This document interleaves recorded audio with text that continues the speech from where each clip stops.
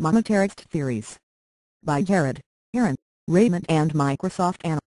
The quantity theory of money says that the money supply has a direct relationship with the price level. It states that increasing the amount of money in the economy will eventually lead to an equal percentage rise in the prices of products and services. MV equals PQ. Interest rates. If the government spends more than it receives in tax, it will have to borrow. This is known as deficit financing. The impact on the money supply depends on where the money is borrowed from. A monetized deficit is when the budget deficit is financed with an increase in the money supply.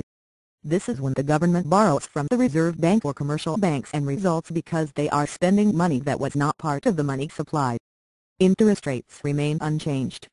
A non-monetized deficit is when the budget deficit is financed in a way that leaves the money supply unchanged. This can be done by borrowing from the public.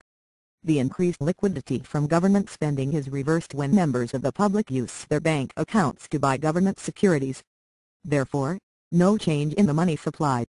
The demand for money rises due to increased incomes, which pushes up the interest rate. This may then lead to small decrease in the demand for money. The expectation augmented Phillips curve.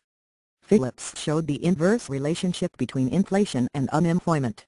Milton Friedman developed this idea further and suggested that in the long-run Phillips curve is the natural rate of unemployment. The inflation expectation is based on previous years.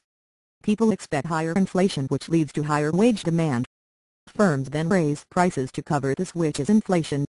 The change in expectations leads to a shift in the Phillips curve. Thanks you for listening. Haha.